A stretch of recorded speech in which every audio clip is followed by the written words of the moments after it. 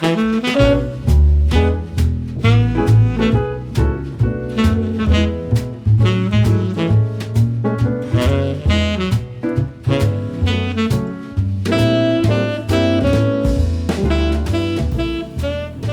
and welcome to the How to Love Living podcast. This podcast, we discuss the things that might be holding you back from living your fullest life. On this week's episode, we discuss, again, Maslow's hierarchy of needs. Our focus today will be on the basic needs and the psychological needs on the scale of Maslow's hierarchy of needs. Just a real quick note. In our life journey, there's lots of challenges that we have. There's lots of things that come up. One of the challenges I'm working on right now is getting the podcast out onto YouTube and working on getting more content created for YouTube. It's been a lot of fun.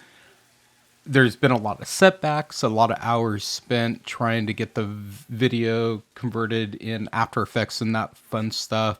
But I got to tell you, it's very rewarding. Even with the setbacks, it's been a very rewarding process. And this is kind of a creative outlet for me, and I really appreciate that. And I hope that the things we discuss here and the content I'm going to create in the future is helpful in both educating and helping you live the fullest life you can with the most knowledge that you can. So this week we discuss the basic needs. So we're going to go through on the Maslow's hierarchy of needs. We're going to go through the basic needs, and we're going to go through the esteem needs. There's a couple of stories I want to kind of tell here that explain different circumstances. And one thing to consider is some of this content may be for you, some of it may not, depending on your specific circumstances. But I think learning about individuals and people that are different from you is a part of life. Like if you can get empathy and understanding of people you don't understand, I think that helps in our personal growth and it helps in our overall life satisfaction. So I'll go through a few stories that have inspired me over the years as I'm going through these different, challenges on getting your basic and psychological needs fulfilled. So the first basic need that you want to fulfill is, of course, food, water, warmth, and rest. So this is the basics of just being happy. It's funny because we're going through a major winter storm here in the Seattle area. I've gotten over a foot of snow. It's been kind of crazy, but it's also been a lot of fun just watching it. And we have native hummingbirds that live here in the Northwest. And I didn't know they lived year round, but I recently learned that they do. So I went and got a hummingbird feeder and I have it out in the front yard. And this little hummingbird, it's freezing out in the snow, and he's up on our little rose bush, just, huddled there. And I think it's the sweetest thing. And it's just one of those things where getting your basic needs fulfilled is really important. So he knows the little hummingbird feeder's there and he's getting his basic needs fulfilled. And it's good with hummingbirds, just a side note in case anyone's worried, they do go into like a hyper hibernation where they only use 20% of their energy to keep themselves warm. So we're only in this weather we've been in it for 2 days, a foot of snow, but we're going to be up into the 50s in like a couple days, so he'll be fine. But he's getting a lot of food, and the little neighborhood animals are surviving it. So we're going to get through the winter. But getting your basic needs fulfilled is very important. And there are people in our country and all over the world that cannot get the basic needs fulfilled. This could be because they're suffering from homelessness. It could be that they're suffering from things like domestic abuse or abusive relationships. There's a lot of different reasons people don't get their basic needs fulfilled. I think having deep understanding, if you are not in those situations, is very important. If you are in those situations, then, I can talk a little bit about taking steps to get out of those situations. But if you are not, there's kind of two stories I want to tell you about homelessness and domestic abuse to kind of open your mind and just be with the struggles that other human beings have in this world and be appreciative that you're not in those struggles. Count your blessings, of course, but then also be empathetic and understanding of people that are not in your circumstances. Everyone has their challenges in life, and the challenges are different for every individual. With homelessness, I've always been fearful of homelessness. So since I was young, I've been very fearful of homelessness. Now, my childhood wasn't the most stable childhood, and there could have been a few times I could have been homeless. Luckily, I'm intelligent enough and scrappy enough to figure it out and avoid it. But there are a few times where living in my car or being on the streets might have been a reality when I was younger. And homelessness, though, one of the things I'll say is there's a variety of reasons that someone ends up homeless. And it's complex. It's not simple. They aren't bad people. They're just human beings with different struggles, different situations, different things that played out in their lives. And luckily, we have some infrastructure, the key word there, that can help. But there's also things that, aren't there that really should be there to help people in homelessness. Drug addiction is one of those things that we all need to be cognizant of in our lives. But with homelessness and drug addiction, it's an especially rough road. And there's one story I read in The Stranger. This guy wrote it. He wrote about his experience being homeless. And it really did stick with me to this day. I read this years ago. It had to be 10 plus years ago. But I've always tried to understand the homeless situation. And this story kind of is one specific example that helped me understand homelessness. So this guy was a drug addict. He was living here in Seattle. He was just living in different easeways or what have you. And he would just do his drugs, pass out, sleep in the little cubby holes he could find, and that sort of stuff. And every day, this van would pull up and bring, would ask if he's okay. They would bring different items that they had for him as a nonprofit or whatever. And, he wasn't ready. The van driver would stop by routinely and say, hey, when you're ready to get off the streets, let's do it. And he wasn't ready. He knew that part of getting off the streets was changing his lifestyle with drugs. And he just wasn't ready for that. And he knew he'd struggle. And so every day he'd do his drugs, pass out, and just wake up, and the van drivers show up. And this happened, years over time. And then one day he woke up and he looked around and he decided he was done with that life. And whatever clicked in his head said, hey, I'm done with drug addiction. I'm done with being homeless. And then the van driver pulled up and asked him, are you ready to get off the streets? And he said, yes, I'm ready to get off the streets. I'm ready to reform my life. 4 years down the road, a couple years down the road, that guy's now the van driver, driving in to check on the homeless and to help them. And I think that is a beautiful story. I think that's a beautiful story of recovery and a beautiful story of giving back and participating and being there for your fellow humans. I think that's a beautiful way to make that transformation in your life. And I know that the different struggles homeless people have where they can't get the basics of food, water, warmth, and rest. And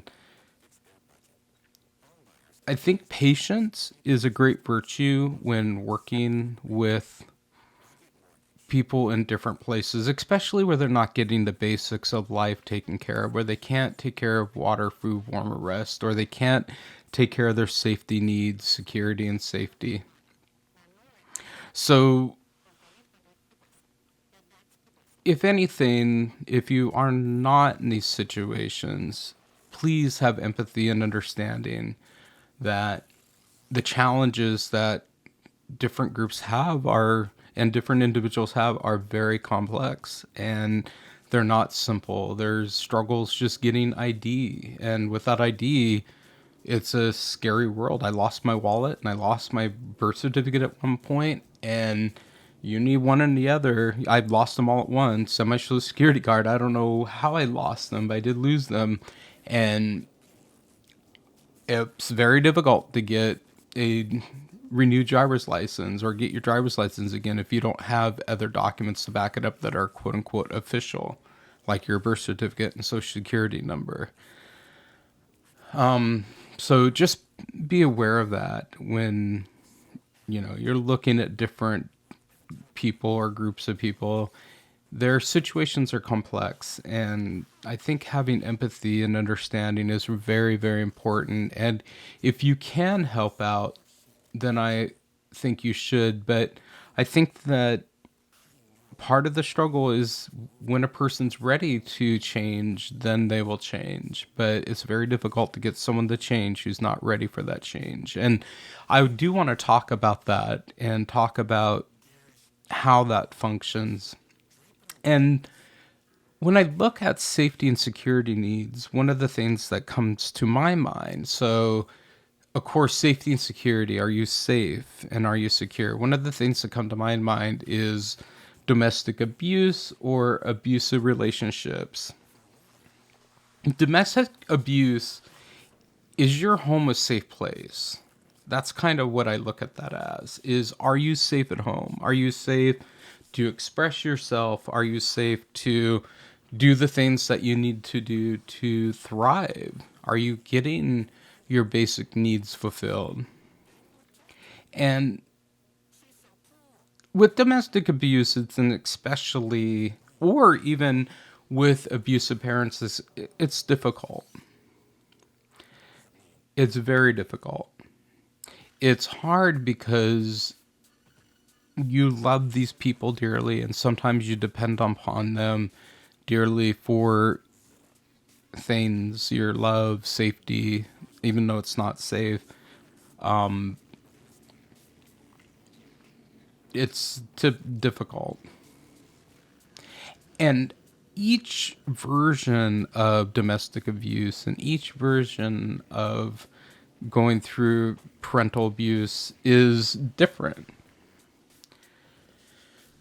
The difficulty with it is usually with domestic abuse, the person being abused has been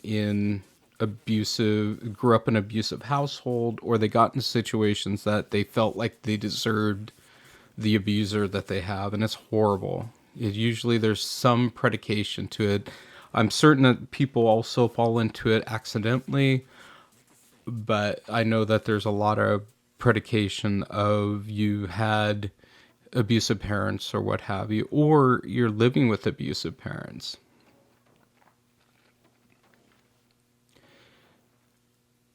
With people going through this, so this is both with your parents and with a spouse or a loved one, it's not going to change till you're absolutely ready for it to change.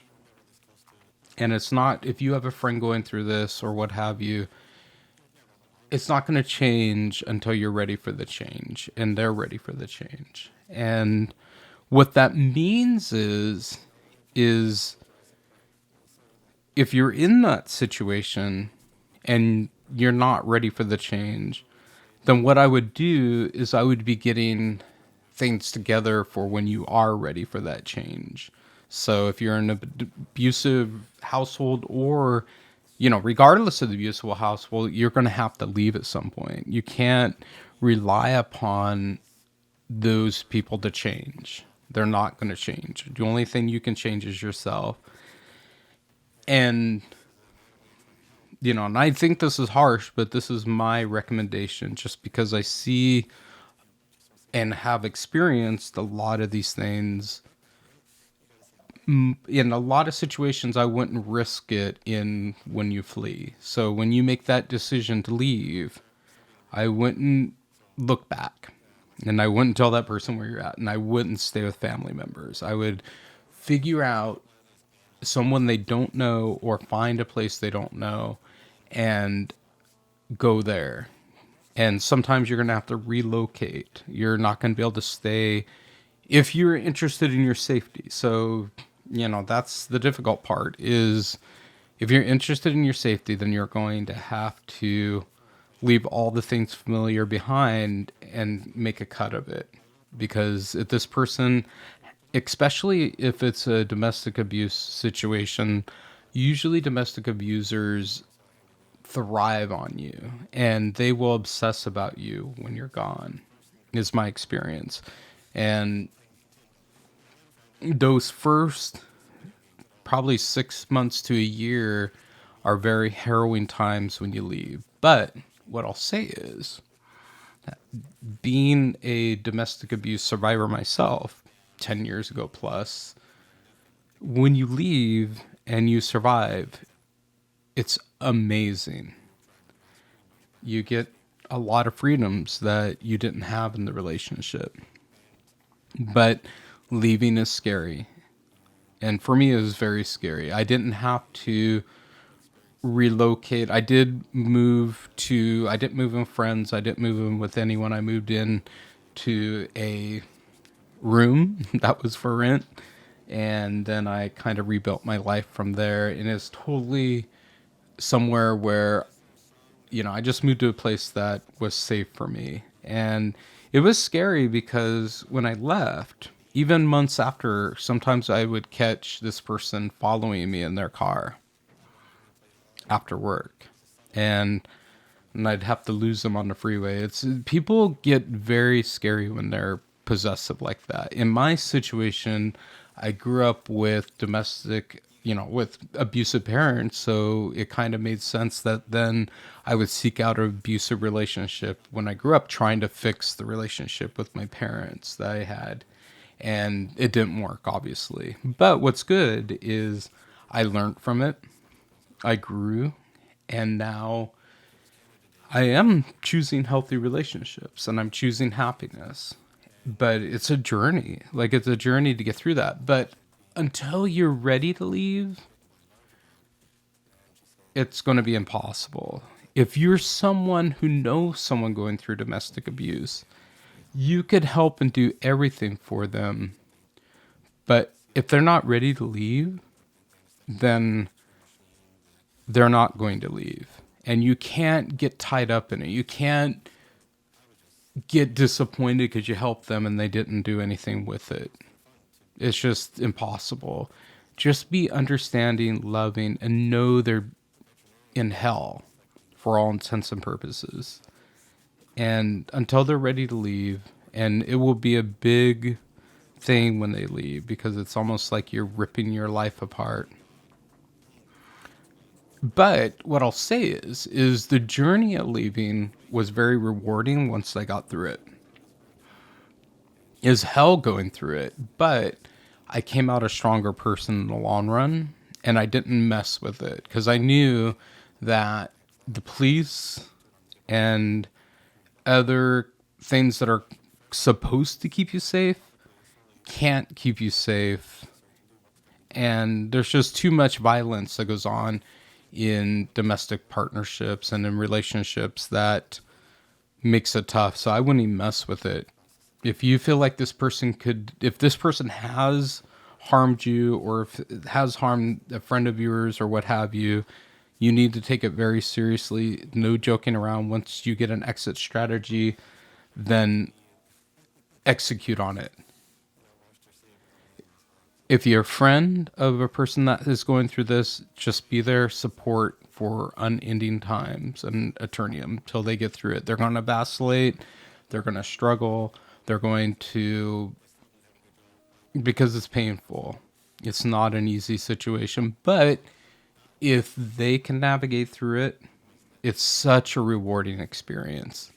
And really, this is any challenge that you have in your life. If you can navigate through the challenge, it's a rewarding experience, but sometimes making it through the challenge can seem harrowing. But when you get on the other end, you've conquered something, you've achieved something, and it makes you stronger and it's rewarding. And that's why I kind of make the argument, if it makes you uncomfortable, if something makes you uncomfortable, lean into it. Lean into the uncomfortableness. Now, I'll set boundaries on this. So if you're not ready, if you're not ready to lean into the uncomfortableness, if you're not ready to make a change, don't do it. And the reason you want to do that because there is psychological underpinnings that may not be able to handle the change because there's other stressors going on or what have you in your life. So you need to be ready for the change. And until you're ready for that change, you really can't, you can lay all the groundwork. So you can, like, let's say you're going through a domestic abuse situation, save your money, try to put a penny here or there, or figure out if you have a 401k or something like that that you can borrow against to get escape money, whatever it takes to get you free. If you have joint checking account, open a separate checking account and start having money put into there. Pack like an emergency run bag that's in secret in the house. Yeah, just do what you need to do. Scrap. You have to scrap. You have to think outside the box. You have to keep yourself safe, yet get your plan of action together. But don't think that you're just going to do it. Rather, just get things prepared for when you're ready for action. It may be that you prepare and it's 4 years later that you're ready for action. It doesn't matter. You have to do it when you're ready.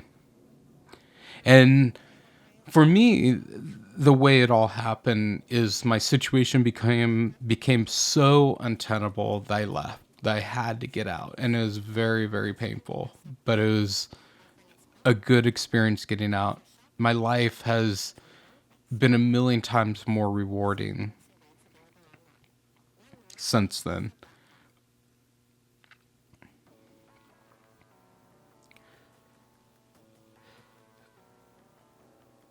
There's never going to be a perfect time for this stuff. So if you're waiting, and this is life in general, there's never a perfect time for change. There's going to be a more optimal time, meaning that you've gotten a few things tied up and you can mentally handle change, but there's never going to be an absolutely perfect, things are all in a row time. But what there will be is there will be times when you're ready for the challenge and you're ready for that change and you make it. And I say, and I think that's where this phraseology of opportunities, basically the idea is grasp on the opportunities by preparing to be ready for them. And I agree with that you can lay groundwork to move your life forward. And it may be that you're taking these small incremental steps and they equate to something larger in the long run. That's why I'm hoping, even with my podcast, I'm taking small incremental steps. So I'm first started recording. Now I'm trying to get it on YouTube. Now I'm recruiting some friends to do some videos with me and start working on all the things to build it larger and larger and larger. And I have about 50 listeners, and I really appreciate all of you. And the podcast has been growing week after week. And I am excited because if I'm helping even one person, it brings me a lot of satisfaction. The attention doesn't necessarily do it for me, but what does is knowing that I'm helping someone, that my knowledge and my experience and my understanding of the world can help someone in navigating the world and navigating all the crappy things that happen in life and, enjoying all the happy things that happen in life. And hopefully you're navigating towards more happy things than you are crappy things. Like that's what we all want to strive towards. But it's just like learning a musical instrument, or it is like learning a new skill set. It's slow, incremental steps. And like on my episode about self-help books, you're not going to be able to just magically solve things by reading a self-help book. The self-help book will give you things to look at and things to examine, but it's not going to magically fix you. That's the work is on you. The knowledge is what can be provided, but ultimately it's when you're ready to take that knowledge and put it into action that that it works. Just one more point. I'm just going to reiterate this in understanding these basic needs: food, water, warmth, rest, safety, and security needs. People struggling with these needs have complex stuff going on. And what I'll say is some people can probably help themselves with effort, but they're not ready for it. Any help that you can give them without expectation, any humanity that you have where you can be there for a person and have no expectation, is a gift.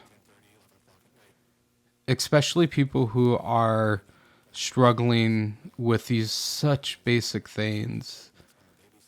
Their situation is very complex. It's just if you can be there in any way, support, even just a kind word makes a world of difference. And that kind of ties into the next one, which is belongingness and love. That's a basic need. It's a psychological need, but it's still one of the more basic needs we need in life. And depending on your circumstances, have you built a safety net? Do you have friends and loved ones in your life? There are some of us who don't have family for a variety of reasons, and we have to create our own family. And I had to do that, and it's been a very rewarding experience to create my own family, to build a safety net of people who, some have families, some don't. And it's just a close, tight knit situation. And that is one of the things that is a basic need, is psychological need, is this need for belongingness and love. And that love does not have to be a relationship. Like I stated last week, an intimate relationship. That love can be friends and family. And yes, I think that having an intimate relationship is good. But I also think that, it's important to have loved ones, and it's important to build up and put effort into people. There should be an expectation that you can be yourself with your friends, and you should seek out friends and loved ones that recognize and respect you for you. You should accept your different friends and loved ones for who they are, with the idea that you are kind of putting expectations. So I accept you for who you are, and you accept me for who I am. And you get that mutual respect.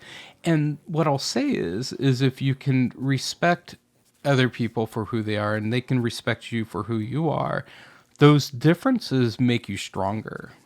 I actually think that it's difficult if you're just seeking out people that are exactly like you. I think that it shows character and strength to have a variety of different personalities around you.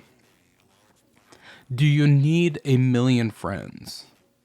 No. I think that it's sufficient, or for me, it's sufficient to have a few very, very close friends.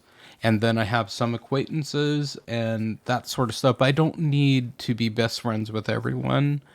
But some people need that. Some people really are social butterflies that need that contact and connection with a lot of different people, and I'm happy for them. I want them to have that, and I think that that's if that's important to you, then you should fulfill that. But if you are comfortable with just having a few very close friends, I think you can have that too. Do what fits you, and know that everyone fits differently, and I think that makes us stronger if we're all different. So I look at differences and I think that's a strength. I think it's a weakness if we were all exactly the same. So embrace and enjoy your differences and look at your differences as character. I actually think that people who have different ways of looking at things or different ways of approaching things, I kind of look at that as individual character.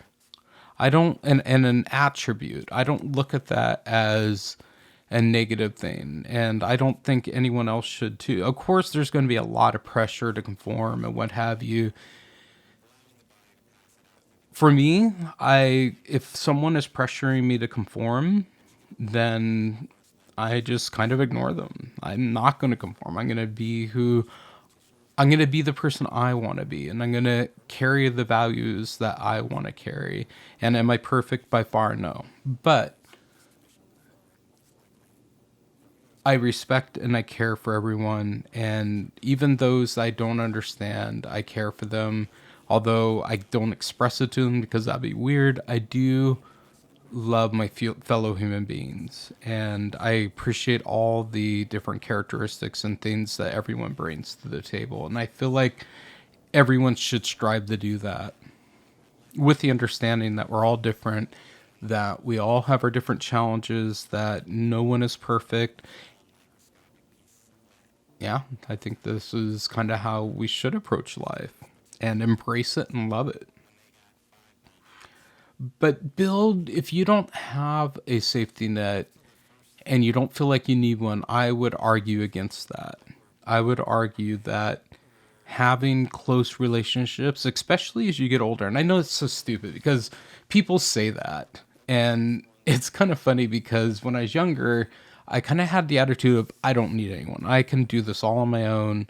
But as I've gotten older, I do appreciate the friendships more, and I do appreciate the relationships I have in my life. So I guess for whatever that's worth, I guess I find those relationships and friendships very rewarding.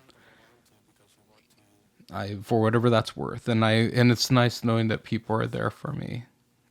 And I hope that if you can't see the value of people, that eventually you will. Because I think there's a lot of really, really good people who can bring lots of value and a lot of experiences to your life if you're open to it. But sometimes it's scary. Sometimes trusting people, sometimes trusting yourself with people can be challenging.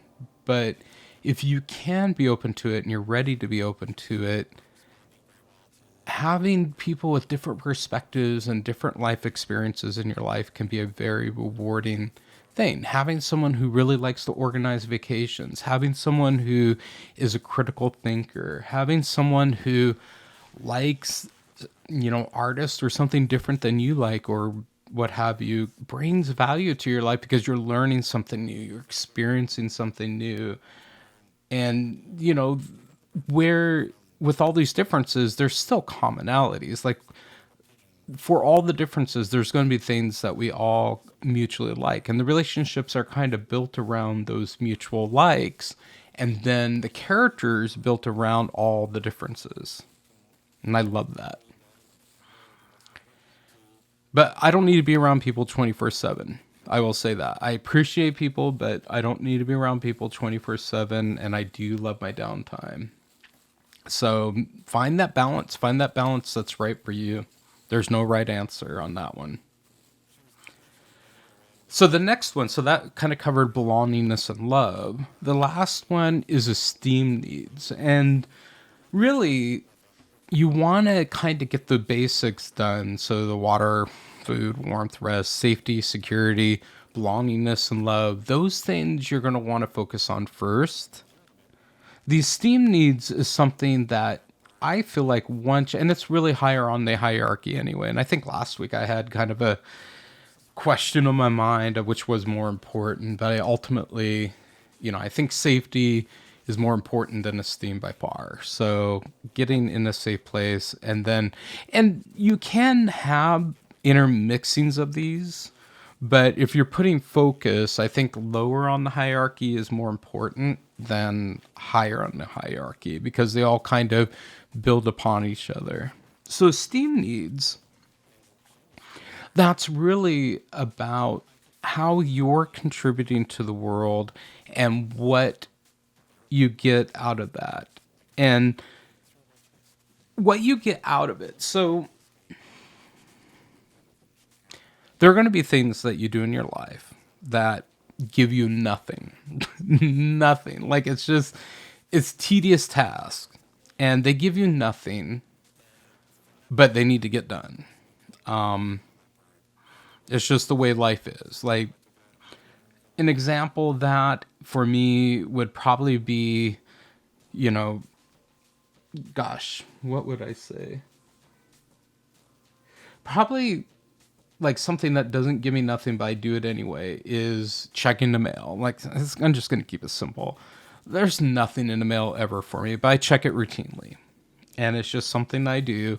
And it's something that I was going to say cleaning, but I love cleaning and it gives me a lot. So for some people it might be cleaning. For me, cleaning gives me a lot of rewards. In fact, after record this podcast, I'm going to clean the house. I'm going to scrub it down. It's Sunday the 14th. I know it's Valentine's Day, but we have a ton of snow. So we're going to celebrate Valentine's Day later this week when we can really do it. So today's going to be cleaning, record the podcast, and be done with that. But cleaning for me really brings me happiness. But there are tasks like getting the mail, going to the doctor, just things that just aren't exciting, but they're absolutely necessary.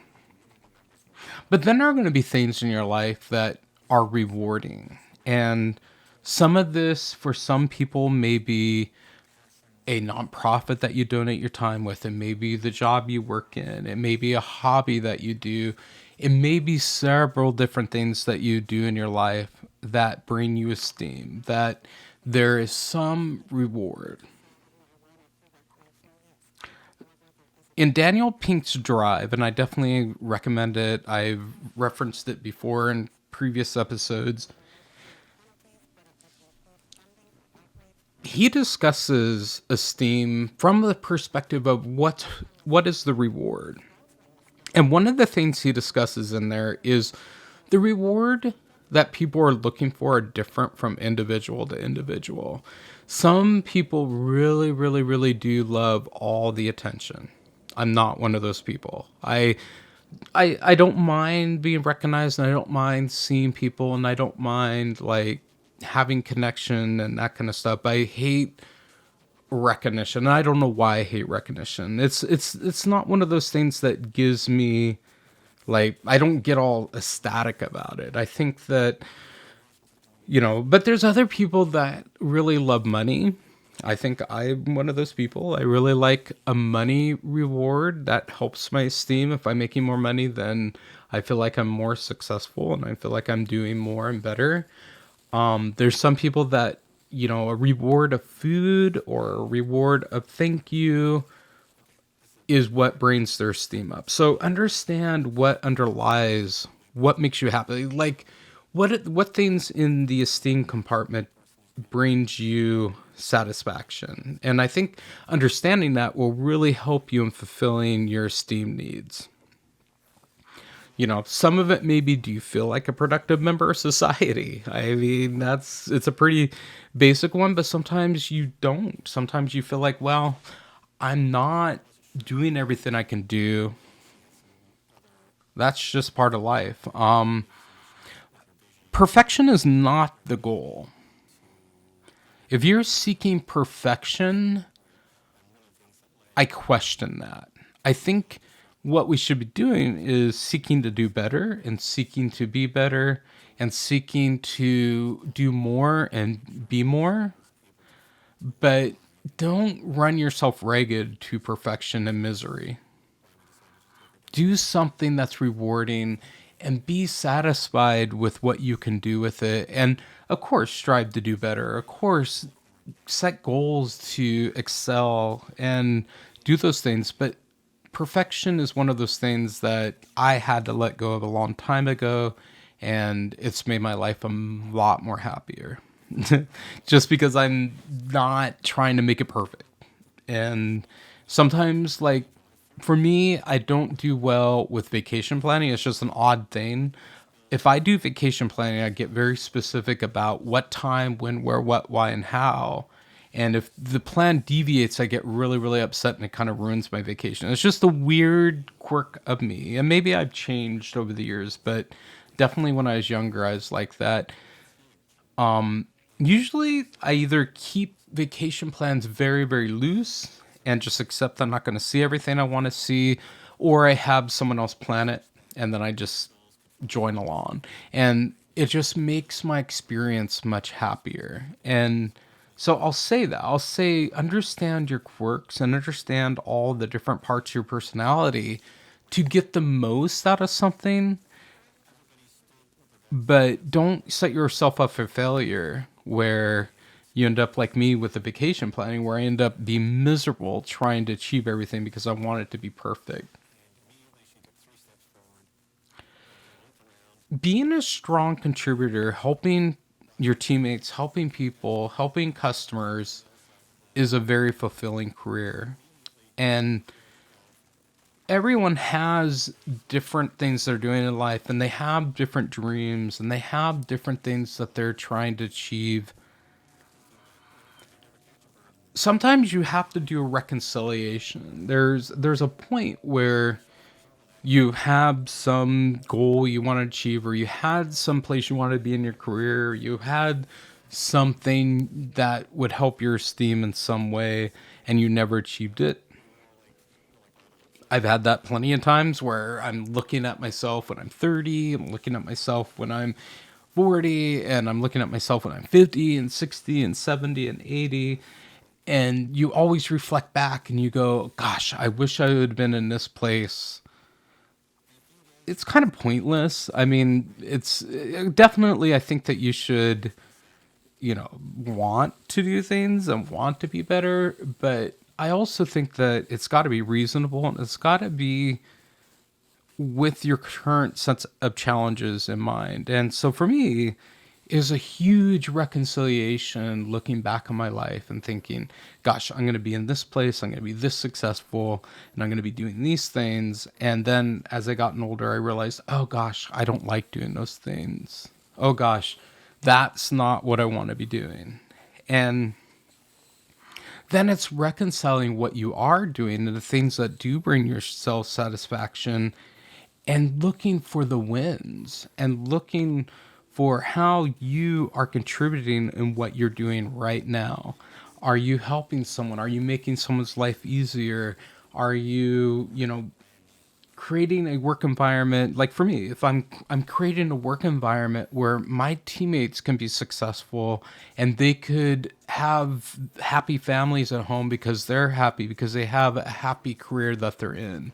Of course, nothing's perfect, but if I can create a safe environment in my work's office that gives my teammates the capabilities of having happy personal lives, then that makes me happy, especially if we're achieving all the goals and the things that we set out in the workplace.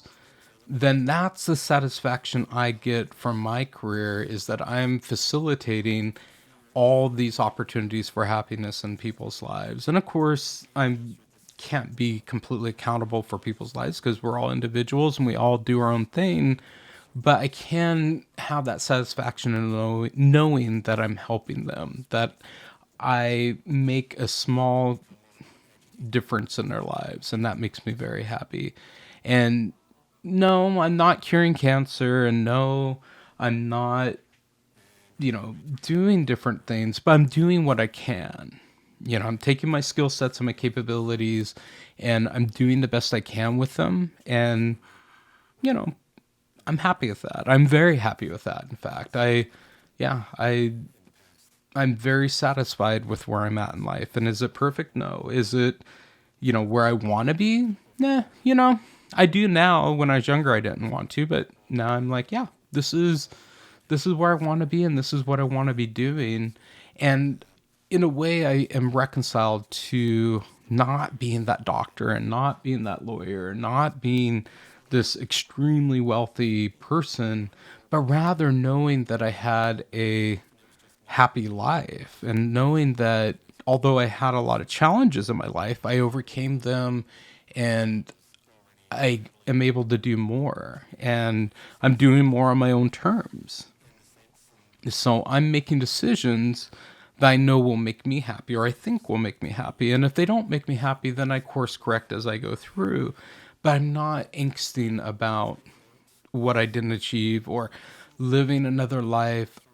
One thing that always has irritated me, and I think this is just the way it is for me, is I really hate that regret statement. When you die, you're gonna regret blah blah blah. I really hate that, and I really hate it from the perspective of, it almost is like saying, at least what I hear in it is, you're not sufficient, so you're gonna regret things because you didn't make the right choices. And what I'll say to that is this: is none of us are perfect. We should not regret our decisions, even the bad ones. We made the decisions, we're living with them. And what I would argue is, focusing on all your bad decisions, it's not good. Like, focus on the future. Focus on what you can change right now. Let past decisions go. You have to. You can't live in the past. You have to let it go. Unless you're Miss Havisham from Great Expectations, you gotta let it go. I'm serious. Like, when I die, I'm not going to have regrets.